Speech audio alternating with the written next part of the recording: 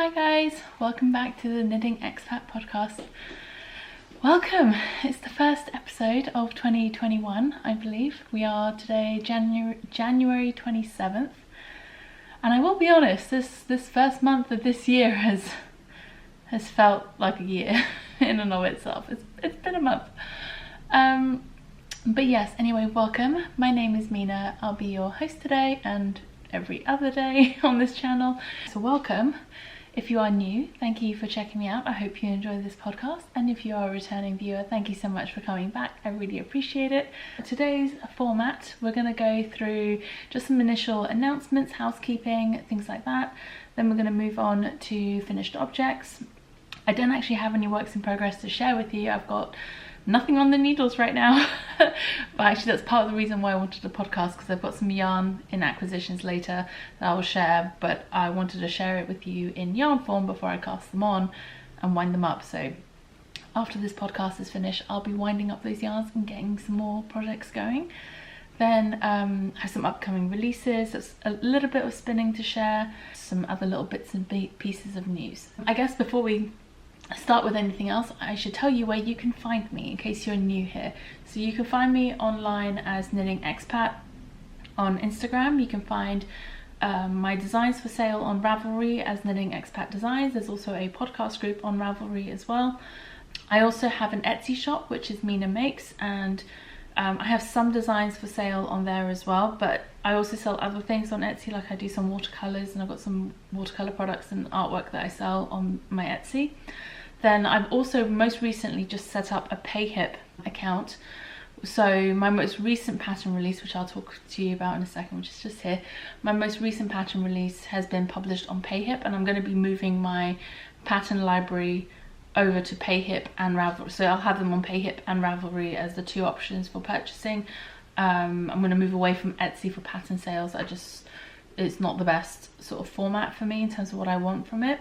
So that's what's going to be happening with that. So those are all the places that you can find me online. And yeah, so let's jump right into it. I have a new pattern that was released a few days ago, and that is this pullover sweater. This is my mix and match pullover. So this is the adult pullover version. I've already got the cardigan pattern version of this that was published almost 3 years ago now. February 2018 was when that was published. And ever since I published it, I've had people asking if I would do an adult pullover version, because the very original version of this was a children's sweater pullover. And then from that I did the adult cardigan, and now we have the adult pullover version as well. And even though I knit this for myself, my brother actually modelled the sweater for me for the photos. So I just wanted to show that, you know, it is a unisex design. It's, you know, works for men and for women. I don't tend to include any waist shaping or anything in my sweater designs. That way, for the most part, they can be unisex, and waist shaping is one of those things that it's fairly easy to insert into a design if that is something you wish to do. And yes, this pattern is now available online on PayHip and Ravelry. I will have links to it in the description box down below. I should have links to most things below in the description box, but if you can't find a link to something, you can let me know in the comments and I will try to remember to pop that in there for you. There will be direct links to my shop and things like that, so whilst I'll try to remember to put direct links for the specific patterns that I mention, if I forget, then you should still be able to find it via the shop links. Okay, so that's the first pattern that came out a few days ago. The next pattern that's coming out, and probably going to come out on Friday this week, so today is Wednesday, so in a couple of days, is going to be this shawl. Now this is the palette cleanser shawl, which I shared with you guys towards the end of last year, and I knit this one out of entirely out of handspun. I have now knit a second version, which is currently blocking downstairs. So it's one of my finished objects, but I can't show it to you right now because I was filming a Knit With Me series to go along with this shawl release. So on Friday, the pattern's going to be released along with the introduction video, which basically just goes over the general information about the pattern and like sort of yarn requirements and things like that. It's a fairly flexible design. You can use it with commercial yarn or with hand spun. That was the beauty of it, and that's kind of why I really like this sort of design. But I've now finished filming all the different elements for that series, so that those videos will be starting from, like I said, on Friday will be the first one, and then I think I'll have 2 videos a week going forward, so it will take 2 weeks for all the videos to be released, because there's 5 videos in total. So yeah, hope you guys will enjoy knitting along with that. So whilst the shawl will be available for the normal price points that I have for my designs, and if you're new and you don't know, I do what is called a pay what works pricing structure for my patterns. So the pattern will have the full value price, and then there'll be an option, there'll be different codes where you can get 20, 40 or 60% off that price. So you can pick based on what you're comfortable with being able to pay, and or you know how much you want to pay. Essentially it's completely up to your own discretion. Like, I don't ask for anything, the codes are just published on the pattern page. But for the shawl, I've also got an 80% off option as well, so you can get it, I think it's like less than £2 that works out being. So those are the 2 designs that are coming up and will be released, or has been released and will be released this week. Then other news, I'm going to be teaching with Vogue Knitting Live for their virtual knitting live in February. So the dates I believe are the 11th of February to the 14th, so it's from a Thursday to a Sunday, and I'm teaching 1 class each day. I have this month, or in February, I'm going to be teaching 2-color fisherman rib, introduction to 2-color brioche, marling yarns made easy, and my pinwheel scrap blanket project. So those are the 4 classes I'm going to be teaching in the coming month. If you're interested in any of those, I'll have a link below to where you can go ahead and purchase tickets or register for the classes. I also have a knit along that's running at the moment for the Persian cowl is a bit of an odd one, the Persian cowl knit along, or K-A-L, cowl. That was due to end at the end of January. However, I've decided to extend it until the end of March because a few people have asked if I would, and because of the whole Christmas rush and there was like everything else going on, I just thought, you know what, let's extend it for a little bit longer. And on that note, a good segue to the next topic. I did have, again, if you're new you might not know this, but I published my own book towards the end of last year, the beginning of November. I published my own Cowls pattern book, which I was really proud of. It's completely self-published, completely done on my own, so I'm not working with a publisher or anything at the moment. So I had a limited run of books, and I had a few left that I held on to release in the new year. Those have all been published now. There's actually only 1 left in stock at the moment, so if you did want a physical copy, when you buy the physical copy, it comes with a copy of the ebook as well, so you get the electronic copy whilst you wait for the physical book to arrive. There's only 1 left. If you want it, please go ahead and nabs it. Otherwise, I do not know if or when I'll be getting any more print copies made myself. However, you will still be able to purchase the ebook either on Etsy or on Ravelry at the moment. So again, I will try to remember to include those links, direct links down below. Otherwise, like I said, you should be able to find them just through the general shop links anyway. So yeah, that's that. And like I said, that knit along is running until the end of March. The only other thing I have to mention, that I have a spot to give away on the Knit Tea Retreat in February. It's going to be from the 19th to the 21st of February, and it's being run virtually. It's based out of the UK, so the time zones and everything will be UK based timings, but you can join from anywhere in the world. You just have to be able to make the timings work for you, I guess. And so it's going to start on the 19th in the evening. So just got the schedule here really quickly. So at 7 PM UK time, there's everything's going to be kicking off on the Friday. Then Saturday there are a couple of talks and a social in the evening, and then on Sunday is a sort of like a marketplace, and then like a little wrap-up sort of event in the evening of that as well. And it's Nordic themed, this one. So I will think of a question to ask you guys to answer to enter for the giveaway. I'm going to be doing it pretty quickly. So from when this video goes live, I will let the giveaway run for about a week, and then I'll contact the winner by replying to their comment on YouTube. So you'll have to make sure that you get notified, or that you check your comments or check your YouTube replies and stuff like that. Feeling a little bit rusty today. It's been a while since I've recorded. But you know what, since it's Nordic themed and Nordic knitting is very much associated with stranded colourwork, I guess I'm just going to ask a very simple question. Have you ever tried stranded colourwork before, be it Fair Isle or any other kind of stranded colourwork? And did you enjoy it? Did you not enjoy it? Is it something you'd like to learn how to do if you don't know how to do it? Just, yeah, leave me your answers in the comments below and I will announce a winner in about a week's time. I will be attending some of the events. It's a little bit tricky for me because the following Monday is Layla's birthday, so probably going to be doing stuff for her birthday over the weekend, so I'll be dropping in on the events as much as I can, but obviously Layla's birthday takes priority, and Layla is my daughter, by the way, in case you are new. But yes, so that's the giveaway. Like I said, apologies for being a little bit disjointed. I'm very much out of practice. It's been a while since I've sat down to record a proper podcast. I have a few to share with you, not too many, but like I mentioned, I have another version of the palette cleanser shawl which is blocking downstairs, so I can't share that with you right now.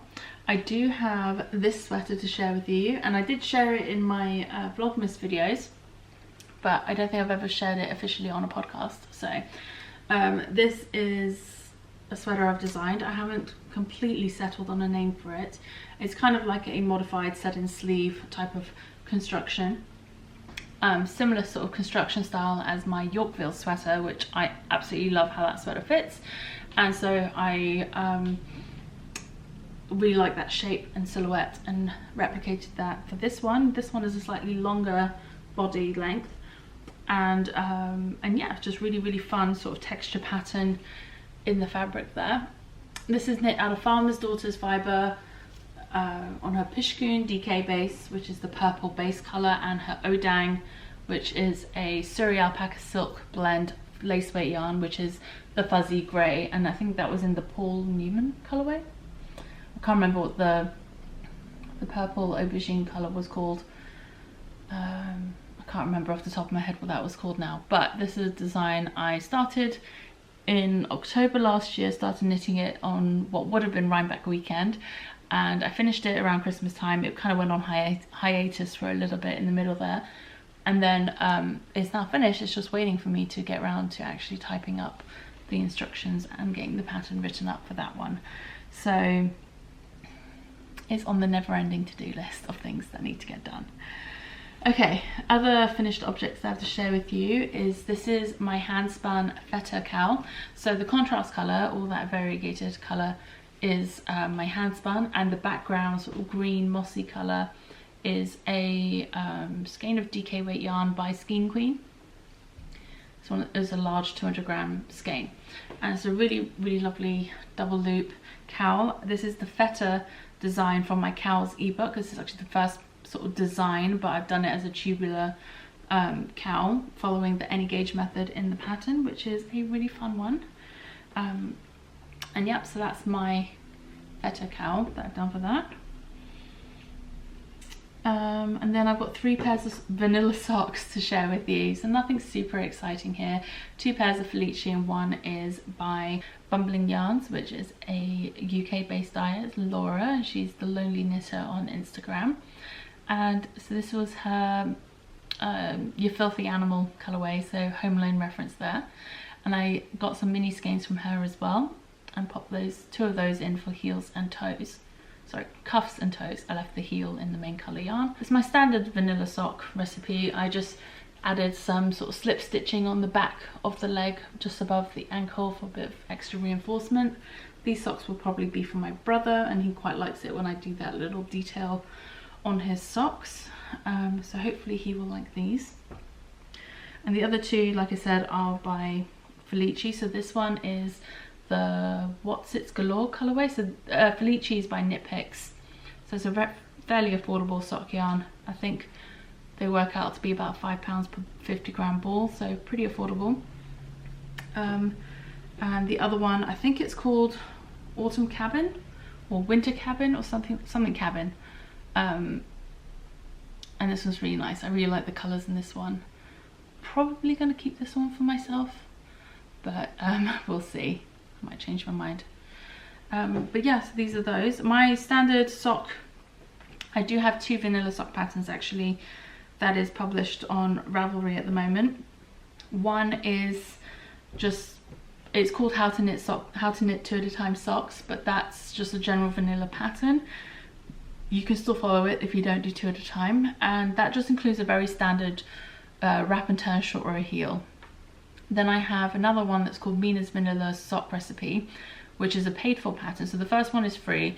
The second one is a paid for pattern, but because it includes specifically my heel instructions on how I knit my heels using the German short row heel method, and I also have instructions for my mini heel flap adjustment add-on option, I guess, if you want. So that's a really good option if you have a high instep and if you've ever found short row heels to be a little bit uncomfortable to wear because it pulls across the top of your foot. That's a really good adjustment. It's really easy, it's really quick, and it really helps with that, just giving a little bit of added room for the heel area. Otherwise, pretty much a standard sock for me is 64 stitches, 2.25mm needles or US size 1s, and I absolutely love my Chiagu red lace sort of sharp pointy metal needles for sock knitting, or for most knitting nowadays, to be honest. The last thing I have to share with you is this little itty bitty, I say itty bitty, it's not that little, this little mix and match sweater, textured one. This is a kiddies one that I knit in the 2 to 4 year age size. This is for my nephew. It was his birthday at the beginning of January, and I didn't have time to do this before his birthday, and obviously we're not seeing anybody right now, so I haven't been able to give it to him yet. It looks really sort of like a dark maroony red on camera, but it's more like a plummy purple. But I guess it kind of looks a bit maroon in some lights. But yeah, it's a really nice, lovely colour there. So that'll be off to my nephew at some point. And that's it really in terms of knitting stuff to share with you. I don't have anything else to share. Like I said, I've been waiting to do my acquisitions, which actually let's do that now. So I have a few skeins of yarn that have arrived in the post, which is really fun. So one thing I'm planning on what I'll be releasing soon is I'm going to be releasing a new sock club for 2021. Now pre-orders and pre-sales are going to launch next week, so early February, and but then the first pattern won't launch until March, and I'm hoping that next week, once the pre-orders open, I'll also be able to have recorded and published a video explaining all the rules and all the how it's going to work and the pricing and all of that sort of stuff.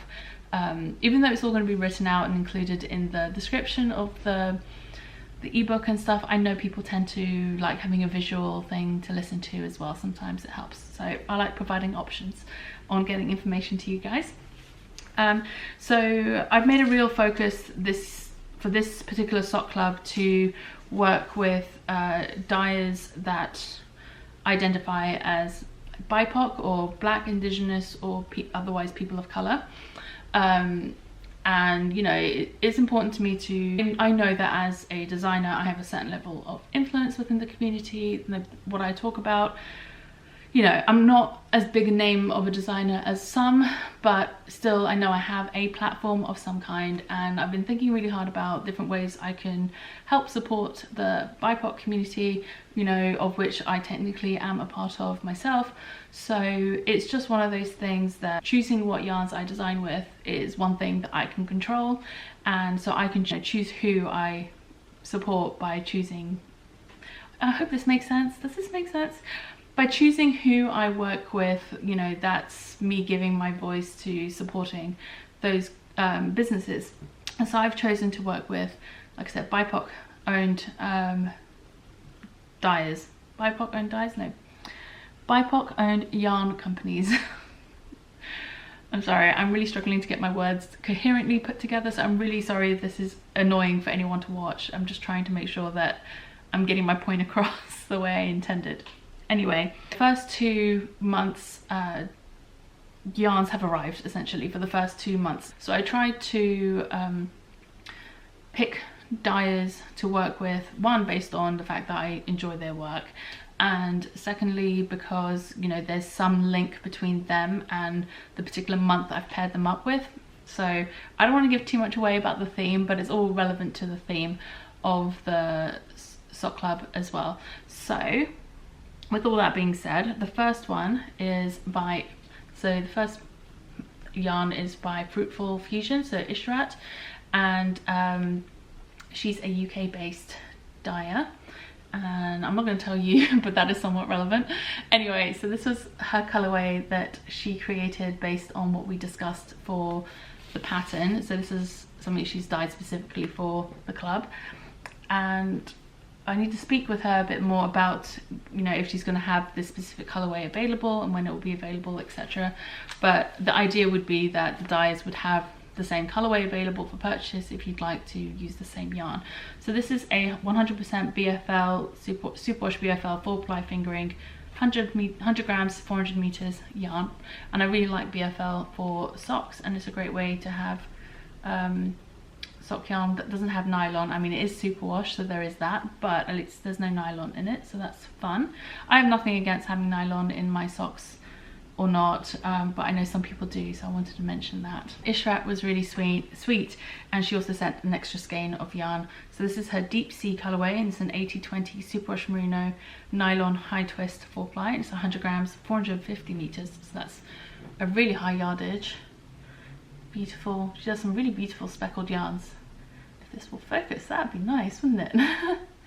Okay, so you kind of get the idea.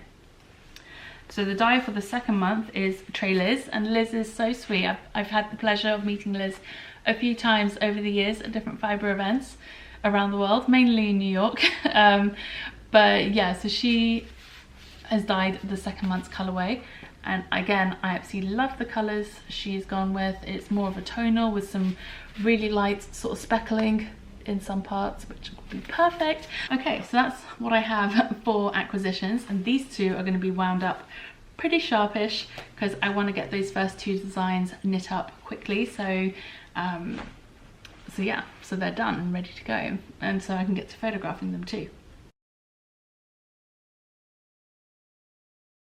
Other things that we have coming up, so this week on Sunday is going to be the official launch of Fluff To Stuff 2021, and if you haven't seen my previous video on this channel, which is the Fluff To Stuff introduction video, as it were, my friend Grace, who does the podcast Babel's Travelling Yarns, and we hosted what was the Spin and Make Along, or the SMAL, in 2019.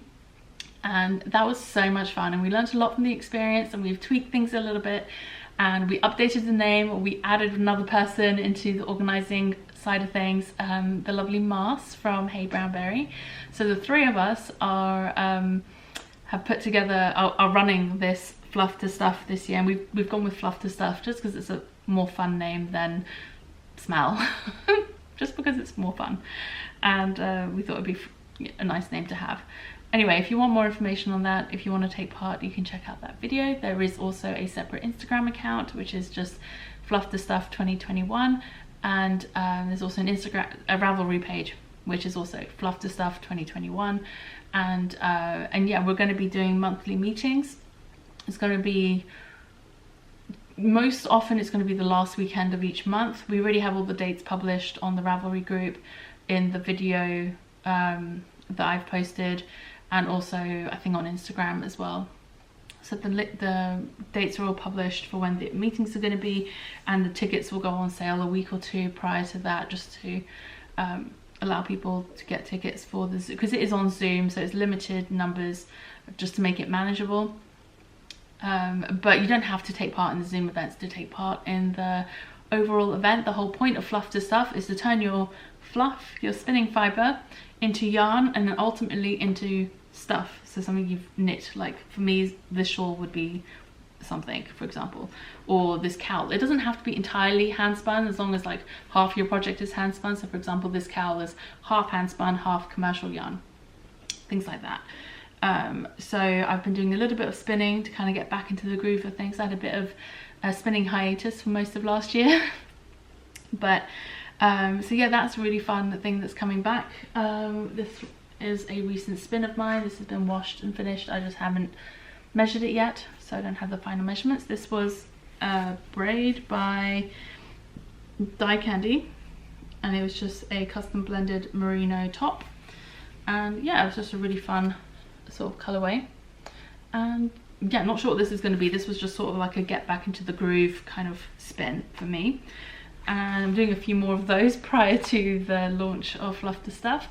And yeah, you can take part if you're a spinner, and even if you're not a spinner and you want to take part, you can. You just need to use handspun. So if you don't spin, then however you can procure some handspun, whether you win it in a giveaway, you purchase it from someone or who sells their handspun, or it's been given to you as a gift. Whatever it is, the whole point is to use some handspun. So yeah, I encourage you to check that out if you're interested. I'm trying to think if there's anything else. I think that's it, to be quite honest. I think I've been through so much. So the only other things to talk about are, I do still have some gift card sets and note card sets in my Etsy shop for sale. If anyone's interested in those, feel free to go check that out. Otherwise, I guess we'll just move on to sort of like general roundup life stuff, what's been going on kind of thing. It's been a rough January, I will be honest. It's been tough. Like by the end of the first week of this month, I think everyone was basically done with this year already. Layla's doing great. She's amazing, to be honest. Like honestly, I think about it a lot, and as tough as this last year has been, I genuinely don't know how I would be faring if Layla wasn't around, if that makes sense. As hard as it's been having a little one around who always wants to go outside, wants to go see her friends, wants to go play at the park, and think, you know, that all the things that we can't really do right now, having her around has been really good for, you know, making me smile and making me laugh when, you know, on days when otherwise I probably wouldn't. I'd be pretty depressed, let's be honest. And it's not been an easy year. My mental health has really been struggling as a result of everything, as has so many others. And I'm very grateful that, you know, my family, my husband's family, we're all healthy, we're all okay, everyone's safe, and, you know, I'm grateful for that every day. But doesn't make it any less difficult not being able to see people. Anyway, we have some other sort of stuff going on in the background that I can't really talk about right now, but hopefully soon I'll be able to share some other news and things that's been going on. But I'm trying to think what else. We've got Layla's 4th birthday coming up soon, and I cannot believe she's going to be 4. Her birthday actually falls on a Monday this year, and she doesn't normally go to preschool on a Monday. But because, let's be honest, we're not going to be able to have a birthday party for her this year. It's just, we're still in lockdown here in the UK, so it's unlikely that things will have been lifted by that point so that we could have a party. We decided to actually put her into preschool for an extra day on her birthday on the Monday, because at least then she can spend the day with her friends. They'll one thing they do at the preschool when it's a kid's birthday and they're in school on their birthdays, they do a cake and they plan activities and like birthday themed stuff. And I was like, well, it's the closest thing she's gonna get to a birthday party this year, at least a birthday party with like children her own age. So we were like, you know what, she might as well spend the day with her friends and having fun at preschool, rather than at home with the two of us, with Perry having to work, and, you know, I can't take her anywhere. So yeah, so that's what we've decided to do. And as I said, we'll probably spend some time at the weekend doing some fun things with her and seeing what we can get up to. That's where we're at. It's been a rough month, but there's been some good things as well from this month, to be honest. It's not been all bad, and trying to like focus on the good things and not dwell on the negatives too much. Anyway, I have some really exciting things coming up down the line, some of which I've already told you about, and thank you so much for joining me today. I'm hoping to podcast once a month this year. I think once a month, aiming for 1 podcast a month is manageable for me right now. I think anything more frequent than that, it just feels like too much right now. I've got so many other things going on. I only have 3 days a week where I get to do work, and podcast days do take up a lot of the day when I need to film. So, and I'll be filming for other things as well throughout the year, so there will be more videos coming. They just won't all necessarily be standard podcasts. There'll be vlogs. There's going to be a lot of spinning content this year with the Fluff To Stuff. I've got the Knit With Me series that's going to be starting properly at the end of this week. So there's going to be videos for other things as well cropping up over the next little while. Speaking of Fluff To Stuff, I have to go record a video for that next. So with that, I'm going to say goodbye. thank you so much for joining me today. I hope this video hasn't been too torturous to sit through. I'm gonna have a fun time editing this one. Anyway, thank you again so much. I hope to see you again soon, and yeah, bye. I just realised I completely forgot to mention anything about my hair. So if you are a returning viewer, you know that I don't usually have my hair out, and I think I mentioned it probably sometime last year or even 2019, I can't remember when it was, but I started looking into the whole curly girl method because I had curly, like proper curly ringlets when I was little, and then as I got older it kind of like went away, or my hair went frizzy, which, as I've learned over time from doing research into the whole curly girl method and just in general curly hair care, that frizzy hair is usually just thirsty hair that just needs more moisture and products and like stuff to look after it properly. And I never learned how to look after my hair correctly for curly hair, which is fine. My mum, she grew up, she always had short hair growing up, so she never really had to deal with it, and she never really had curly hair the way that I do. So, you know, not a lot of people back then knew how to look after curly hair properly, at least not within my family. So but yeah, I've been learning a bit more, and this is actually now day 2, day 3 hair, and it's looking pretty good still. I mean, it's got a long way to go. I kind of gave up trying the curly girl thing for a while, especially last year, and then when I washed my hair earlier this week, I was like, you know what, I'll give it a go. I'd learnt quite a bit since the last time I tried it. I've sort of been low-key researching it in the background every now and again, and whilst my technique is not perfect, there's definitely patches that I've missed with like the products and stuff where it's definitely frizzy, but where I did get the product well coated, it has dried and it's nice and curly, and my ringlets are coming back, which is really quite fun. And like I said, this is only the first wash I've done using this method properly. I have for the last year or so been using like Curly Girl approved like shampoo and conditioner on my hair, so I've been using the right like wash products. I just haven't been putting any like styling products like gels or creams or anything like post washing into my hair to encourage the curls and stuff. And I've had my hair tied up so much that I barely even knew how long my hair was. My hair is really long now. Like, this is with it curly, and it's like a lot shorter when it's curly, but it is fairly long now. It's like down to my waist almost.